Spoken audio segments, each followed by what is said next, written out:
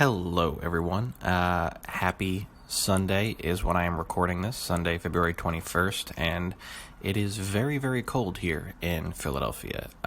Lots of snow on the ground. It's been snowing for the past 2 weeks, on and off, and the temperatures got up into the 40s one day this week, so a lot of it melted, and then it went back down into the 20s, and it snowed again, and there's been freezing and refreezing, and so it's pretty messy and gross outside, but we're doing our best. I'm very thankful just to have weather in general and to have some snow. The sun's actually out today, so it's pretty great.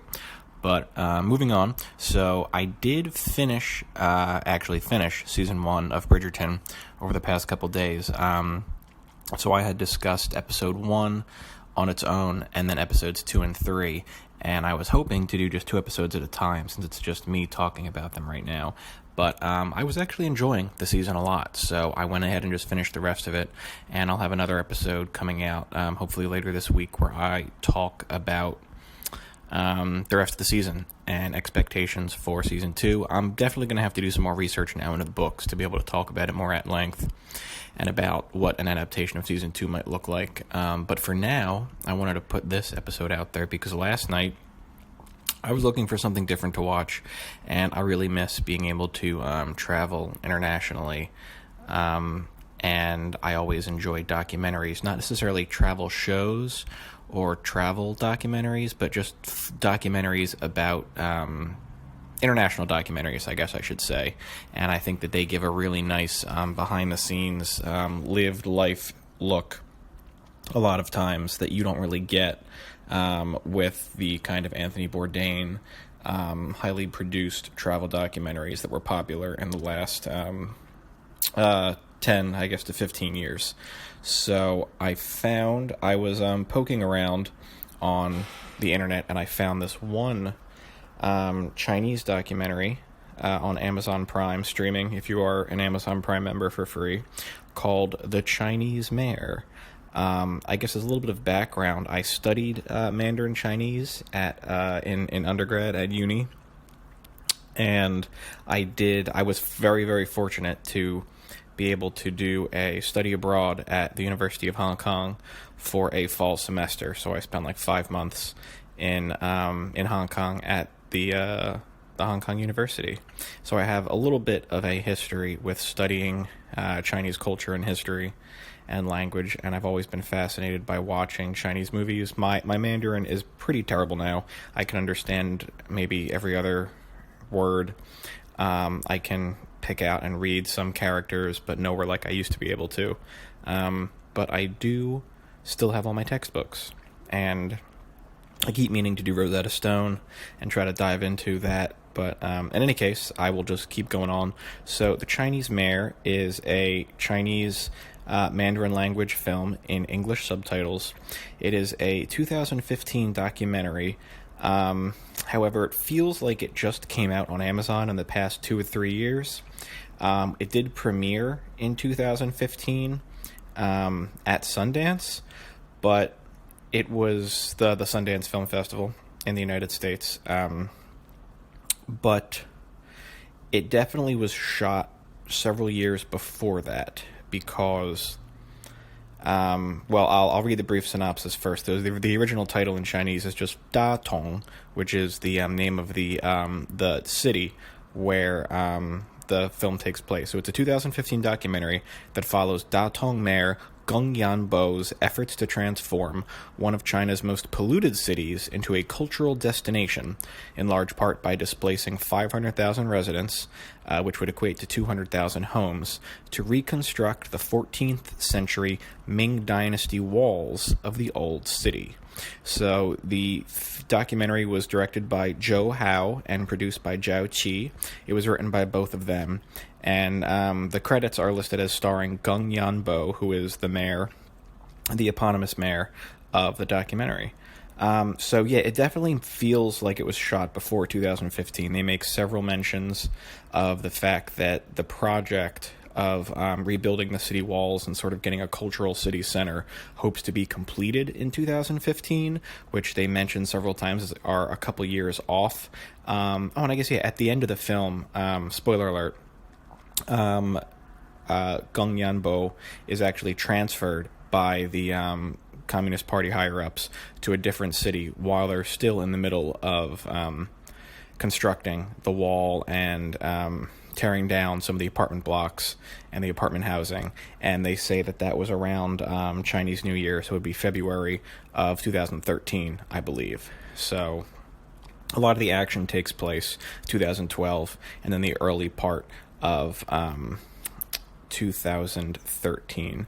So I really, really enjoyed this film. It was a breezy 86 minutes long, which is really nice. It's a really perfect length for a documentary, especially one in subtitles. I don't mind subtitles. I happen to enjoy films with subtitles. Sometimes I think watching an actual film or a picture,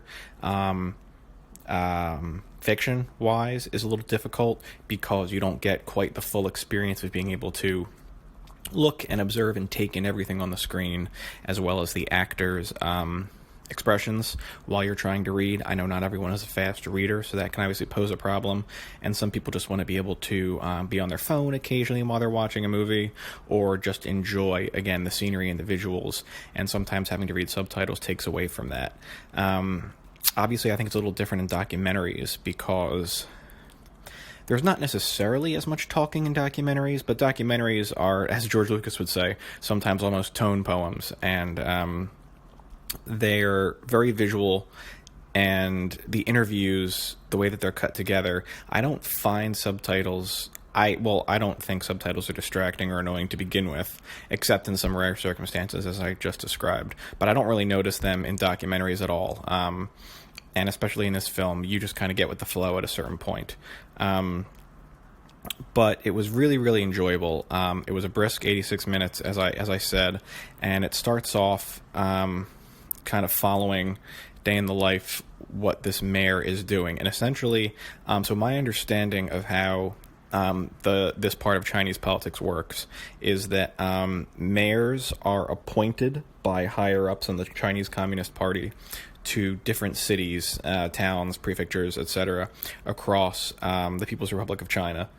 And the mayors do have to be elected, but they're elected by the Communist Party members and members of the local People's Committee and standing committees. So it's pretty complicated, but basically this mayor was elected, and he was appointed to be in Datong, this city that used to be the capital of one of the Chinese dynasties.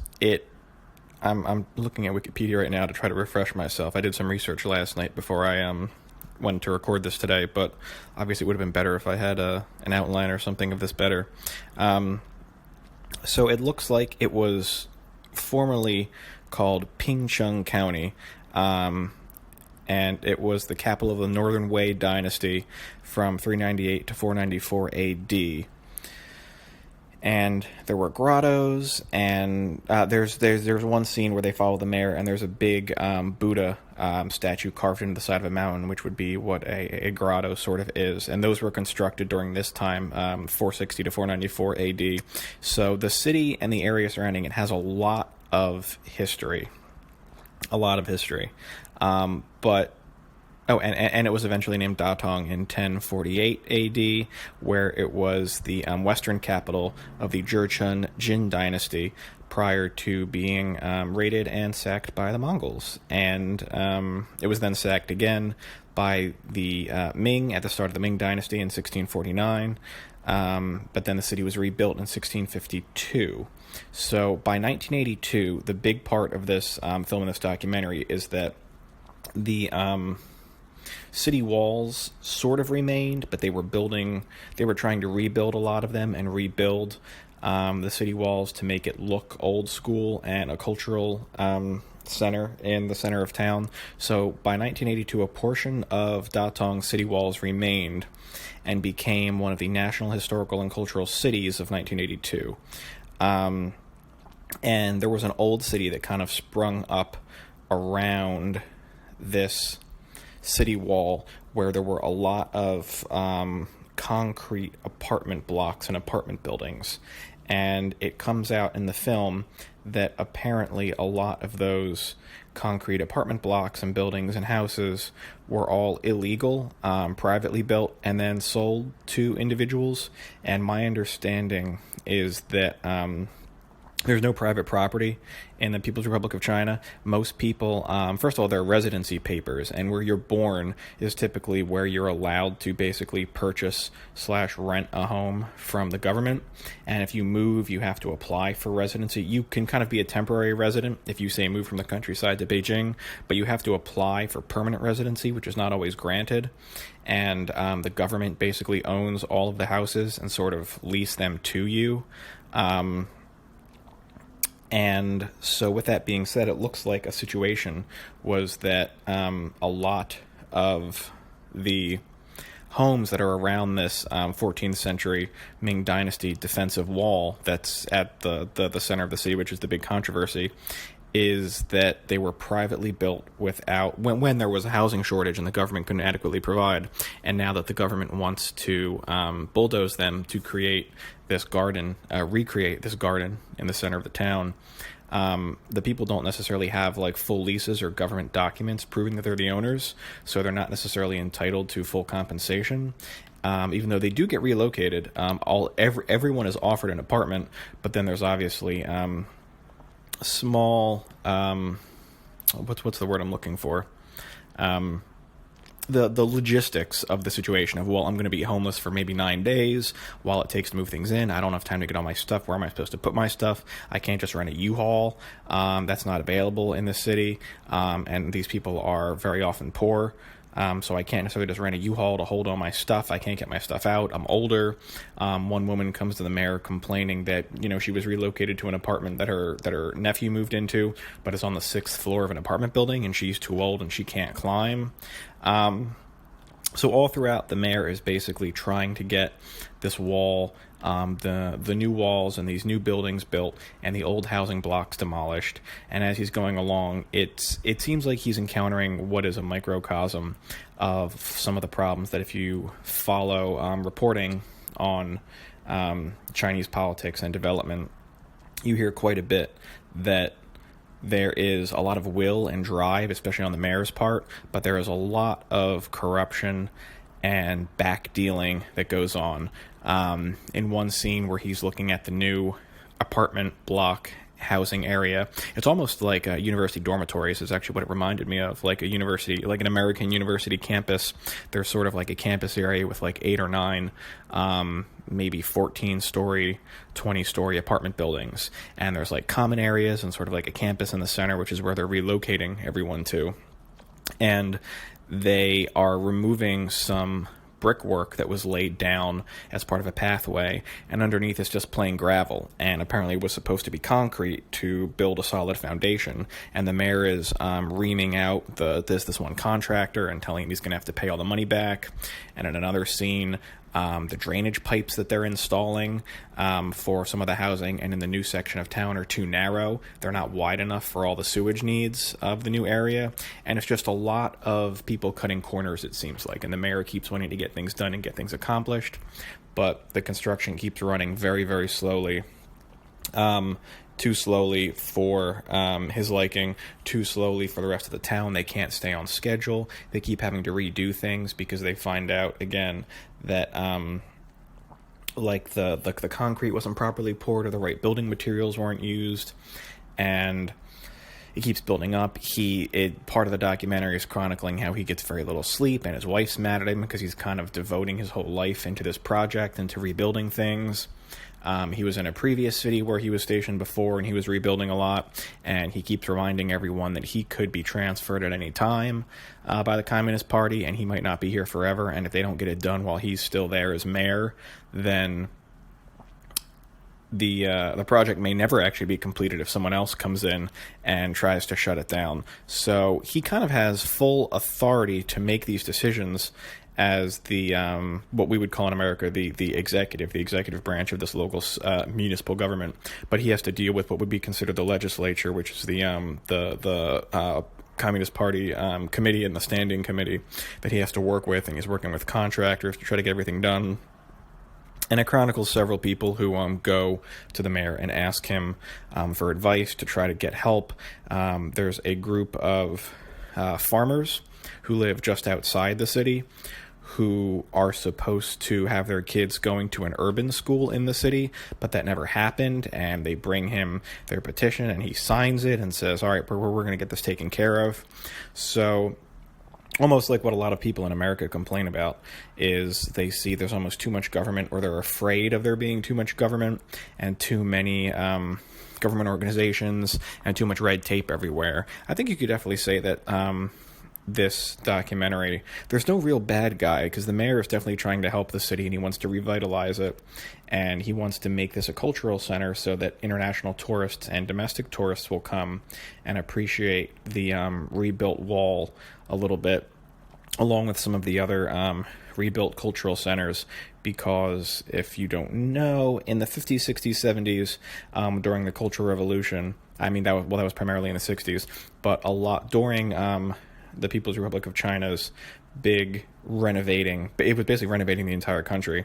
They destroyed, dismantled, or got rid of a lot of cultural heritage or older buildings, especially in Beijing. It's very well known. You can Google it and look up some pictures, that there was an old city wall that was completely demolished to be able to reuse the building materials to make the city more open and make it more of a modern municipality, which is very much a I guess you could say a communist socialist ideology that you see. Same thing with the October Revolution and Lenin and Stalin in Russia and some of the Eastern Soviet states, is wanting to get rid of the old anachronistic orthodox traditions to try to bring the country, whatever country it is, into the modern world and update it. You see this in the French Revolution also, where the outside of Notre Dame, some of the gargoyles and statues were torn down. They're now in a museum, and the way the outside of Notre Dame looks now, before it was damaged in the fire a year ago, 2 years ago, 2018,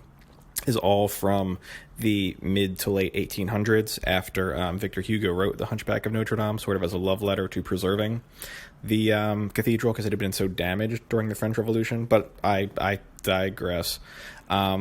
But that is to say that, like, the French Revolution, they experimented with, like, making everything sort of based off of the metric system, and having, like, a 10-day week and a 10-month year, and and it didn't really work. So sometimes these things work and sometimes they don't. And obviously China has had an excellent economic miracle over the past 20 to 30 years. Part of that is the mayor is saying that because capitalism is so restricted in the People's Republic of China, that the city of Datong only has like a certain square mileage area where they're allowed to have foreign investment and basically have startups, and he's saying the city won't be able to survive in the future just based on that. Previously, the city's main economic driver was coal mining, but everyone, including China, is trying to get away from mining coal because it is such a pollutant, and China sort of utilized coal and fossil fuels as it was industrializing, but now they're trying to move away from that because, as is in the media and as everyone in China knows, the pollution is really, really bad. Sometimes you can't even, the sky is just completely covered in gray clouds all the time. So he's trying to argue, the mayor is trying to argue that this cultural center is really needed. The city needs to be revitalized. In one scene, he sent out another employee from the mayor's department, I suppose, to purchase from other cities and surrounding areas sort of cultural artifacts or pieces of buildings like stonework and hand-carved statues that then they're going to put and place up around this new cultural center. So that was interesting. It would be a librarian or an archaeologist's worst nightmare, because none of it was very clearly curated or cataloged. So it was very hard to know where any of it was coming from, and I think everybody's inner archaeologist was probably dying at that point. But it was a really, really great documentary. We've been on for 20 minutes so far, and just me talking, it can get very boring. But I would highly recommend this documentary. The Chinese Mayor on Amazon Prime, streaming for free. If you have Amazon Prime, you can probably rent it or buy it otherwise, but I would probably recommend just renting it, unless you really wanted to watch it for a second time. As I discussed before, towards the end of the film, it is revealed after he's reelected, that he's suddenly going to be transferred to another city. So he's very, very upset and devastated. There's a couple scenes of him crying because he's come to love the city so much and kind of see this city and its revitalization as a pet project of his. There is a banquet scene where everybody toasts to his last day, and then he moves, and the sort of epilogue is that in the new city that he's moved to, this mayor was able to oversee the building of like 6 overpasses, a bunch of underground highways, a new subway line, and he just really, really cares about modernizing and doing these big infrastructure projects. But back in Datong, the new mayor did not have the same viewpoint, perspective on economic diversifying as the previous mayor did, and that the city wall project is left deteriorating. They haven't continued to build it out anymore like they had started. Some of the apartment complexes are half demolished and are not, they haven't finished with it. Everybody who was displaced, it was basically displaced for no reason almost, because the project just kind of stopped exactly where it was. So it's a little bittersweet, but there really are no villains in this documentary, except maybe government procedure and red tape, which is certainly not unique to the People's Republic of China. I think anyone who's either worked in government or has carefully worked alongside government can tell you there are always too many government agencies and too few resources, surprisingly. So yeah, that's pretty much it. I highly recommend The Chinese Mayor streaming on Amazon Prime. I thought it was a really great window into a unique situation of China's development, and it was a great people story, and especially now, since it's been a year since anyone's really been able to travel, even internationally, it was a great window into mainland China. So highly recommend it. Thank you all, and in the next week, be looking for a discussion on the second half of Bridgerton Season 1. From there, I'm hoping to maybe record a conversation with one of my friends where we review and talk about The Hangover, a movie that's partial to both of us a lot. And I've got some other things on the back burner. I really don't have a good schedule or theory of what it is I want to start watching and recording, but I don't really have much of a listener base yet. But if you are listening, thank you very much. I appreciate it. Please comment, rate, tell me what I'm doing bad, tell me what can be done better, tell me what you want to see or hear or listen to. So for right now, I'm just going to start picking things that I haven't watched in a while that I've been meaning to watch or that I'm watching anyway, and I'm going to hope to talk about them and to share my thoughts. So thank you all, and stay warm out there.